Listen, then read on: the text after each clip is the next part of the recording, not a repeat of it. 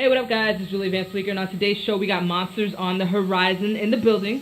So, guys, how are you feeling right now that you guys are contending for the AFROPUNK stage? Well, we're pretty stoked. I mean, this is a stage that we have envisioned ourselves on for quite some time. So, we're really excited and just, hoping to get the chance to throw down. Definitely, and it's a pretty gnarly stage, first of all. Sold out crowd already. I tried to get tickets. VIP was way too expensive, so I was like, hell no. I guess I'm going to have to be watching from home or something. So I know that you guys are contending right now. The results aren't in. But if you guys were on stage, what 3 songs or what's the allowed amount that you guys are actually allowed to play for it? I don't think we know yet, but probably be like a 25 to 30 minute set. And which songs do you guys think that you're gonna use to pump up the crowd and get everybody familiar with? Probably the new single. Mrs. Scary, which is crazy. All right, thank you.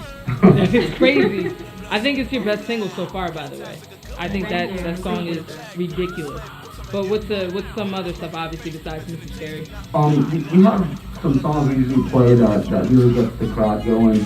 Bangs Out, To My Grave, the Wolves remixes, and then we usually play a song from our kind of offshoot band, which is called Seiko. It's a kaiju killer song, and that usually gets people nuts. So we know, Me nuts too, by the way. we got some weapons in the bag. It's all good.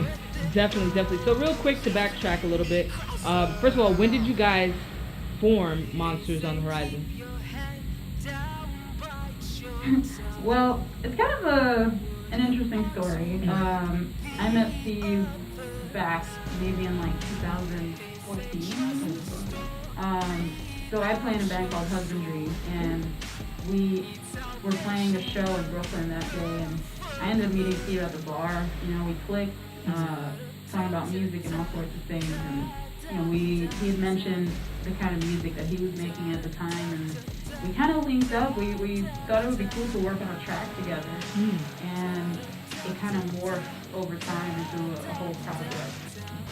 Awesome. Yeah, and then around the same time that Karina and I started to work on some music, I met Black Zen, who's not here at the moment, and was working with him on some music, and then all of a sudden the kind of light bulb went off. Actually, no, he came by a session Karina and I were doing in the city, and sat in, and then he jumped in on some vocals, and Karina, we were just talking about this the other day, Karina, after hearing him sing, she was like, I gotta work with him, and it was kind of an unspoken thing. We just kind of like, just naturally were like, yo, this kind of works. And Kevin I've known for a while, like over 10 years, who has played drums for various other projects I've done.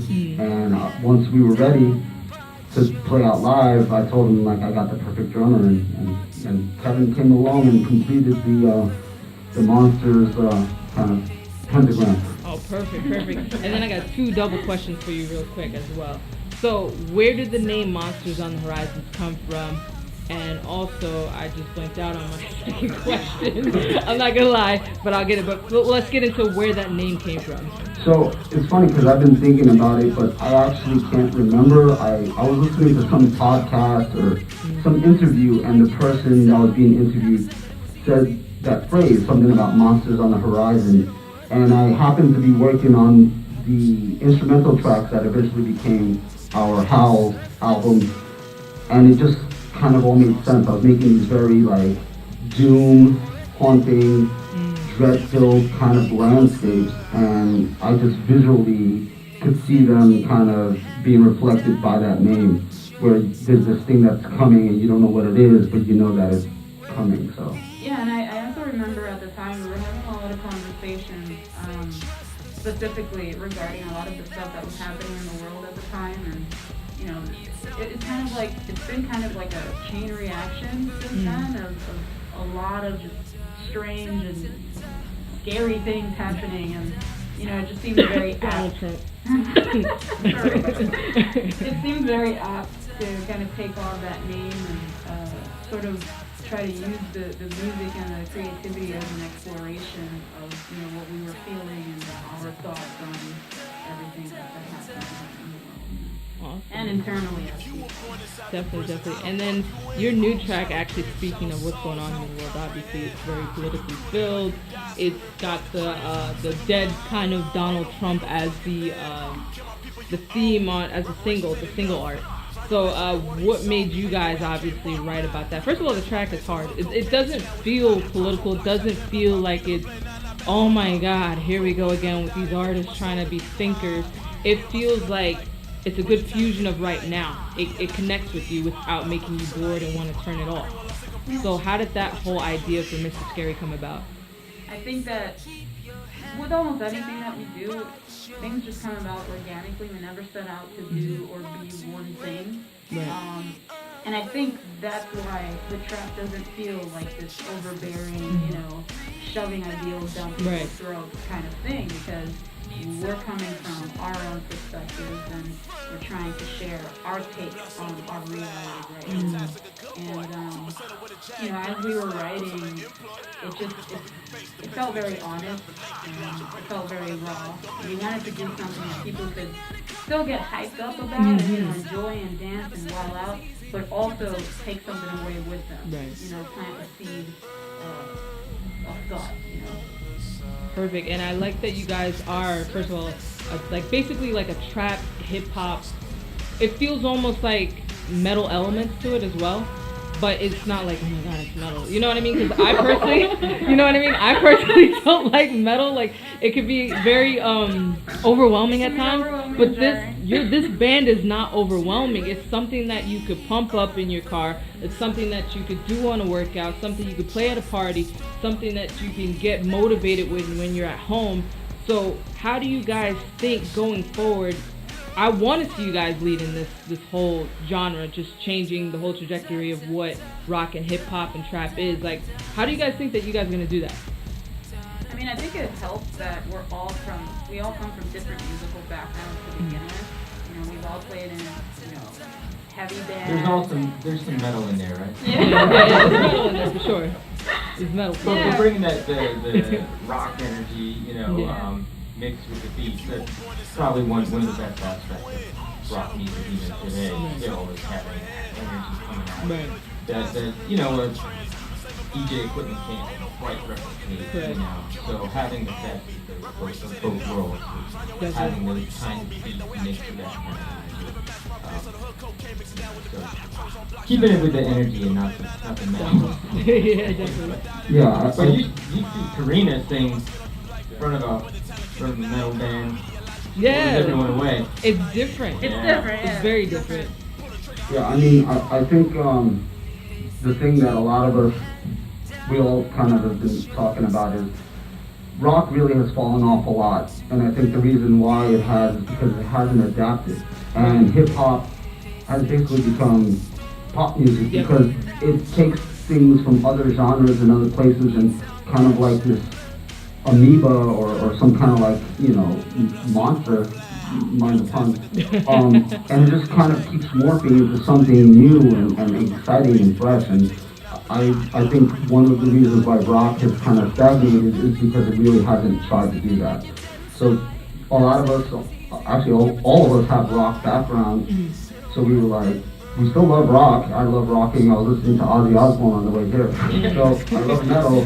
I'm on my way to practice with my other band after this. Hey, but it's like, how do we bring that spirit and that energy, but use new sounds and new rhythms and contemporary things so that it can reach a new audience, and it doesn't seem like an old dinosaur or something where you have to put your fingers in ears, Correct. And it's also about creating a art that is able to kind of cross boundaries. We want people of all backgrounds and all tastes to be able to enjoy the same music, and be able to meet each other and partake in our events and walk away with a new friend, with a new new excitement for a new band, and something, a different experience. And I like that. So just to quickly, we're almost done with the interview, but there's a couple questions I want to ask you guys personally first. Who are you guys' favorite bands, artists, in any realm. It doesn't have to necessarily be music that influences you individually to create this collective. Well, I mean, obviously we could be here all day, but as far as what influences this sound, I think initially I really wanted to do something that was kind of a love letter to like late 90s trip hop, which is bands like Massive Attack, Portishead, Tricky, you know, even Uncle, DJ Shadow and Uncle, and initially that's kind of was the beginning. And now we kind of call Mrs. Scary is kind of our Mach 2, our 2.0 version, where now we're kind of like moving forward, and now we're trying to not so much be concerned with, you know, the flavor, the style. Now it's about, we want to say something. We want to have music that impacts you and that leaves a, you know, with a feeling or an idea or plants a seed, like was said earlier. Music that really leaves you with something. So now it's becoming less about the sonic kind of, you know, palette, and now more about, you know, we want to make a mark. Yeah, mentally stimulate you. And what about you? For who's an influence for you as well? And then we'll get to you. I keep getting Nine Inch Nails in mind, just because we all have a love of, like, you know, that era, right. You know, in the 90s, and also there's something to be said about the energy that these guys put into their shows, and for me, like, it's totally inspiring, and that's what I want to see. I want to see people rabid, you know, in the crowd. I want to see them absorbing, you know, the moment. And y'all see me do it when y'all play live. Trust me, I wild out. And there is a certain kind of like rebellion, you know, in that we want to kind of embody. That I think is very true to the Nine Inch Nails kind of thing. Absolutely, I love it. And what about for you? For me, my influences are not real people at all. I like Bam Bam. Okay. Animal from the Muppets. That's what inspires me to basically be a cartoon. Hey, I love it. Definitely be a cartoon. And this is also, by the way, now to wrap up the interview, this is my favorite part of the interview. It's called 5 Fast Facts. So each of you can do it 5 together, because I know some people, like when I do the group, a lot of times they don't all have facts about each other. But 5 Fast Facts that you want your fans to know about the group or about yourself. Whoever wants to go, or you think you guys should do the 5 collectively or 5 individually, because then that'll be 15. No, that's too long. Well, anybody who comes to a show has to be there to want to have a good time. And even if they come in a bad mood, they will be in a good mood. So boom, the energy level's got to be high. That's fast fact number 1. A lot of people have asked us about the mask, and it has more to do with being able to create an environment where people feel comfortable in being who they want to be, not necessarily what they look like, or, you know, what's going on on stage. We're no different from the people who are there. That's why we encourage people to bring their own masks as well, because it comes with just feeling liberated and being whatever you want to be that night. Perfect. That's number 2, liberation with the mask.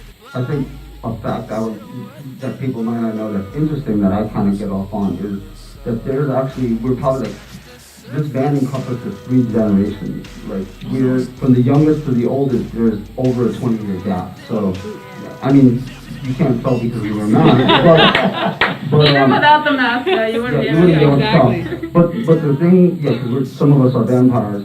Literally. The thing that's cool is that we're able to, I think that's why we're able to kind of connect with so many different generations. Like was said before, you know, that people pick up on the Nine Inch Nails influence, but also people pick up on the trap. People said on the Travis Scott, and you know, and I think that's kind of the cool thing, that it's a multi-generational group where all of us kind of come from different moments in musical time, and we pull from all those different resources. So our kind of palette is super long, because all of us aren't, you know, 22, 23, but we kind of be listening to very similar things, and we're also all not, you know, in our 40s where we all have a very similar. So the fact that we're all kind of scattered, I think, blended, so to speak, is what leads to the sound. So the fact that we have this large age gap between us, but It We all works. kind of learn from each other. Right. It works. What y'all got for number 4? Ooh, got y'all thinking. Got y'all thinking.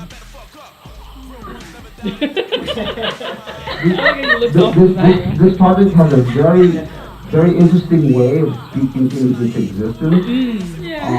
I'll never forget last year when we just started playing out, and October was about 4 months away, and I'm like, oh my God, I would love to perform in Salem, Massachusetts, which for those who don't know is like super vibes and witchy.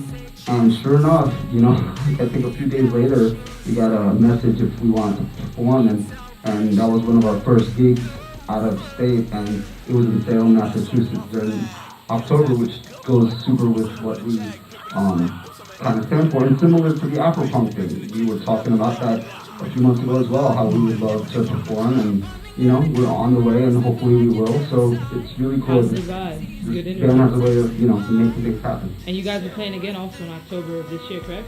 Yes. I wanted to make sure I didn't mess that up, because I'm like, I'll kill you guys if it's the wrong information up on the internet. And what y'all got for number 5? Number 5, honestly, we just want to remind y'all that Mr. Scary is up on SoundCloud right Boom. now. We're getting ready to release a video very soon for it. And we also want to remind y'all to keep voting on AfroPunk. Get us on that page. Yeah. Thank you. Thank you so much. Yeah. Awesome. Thank you guys so much, first of all, for taking the time out of your busy schedule to do the interview with me. I really appreciate it. And I would love to catch a little something. So he got his groove going on. If y'all ready? We got, no, yes. Thank you.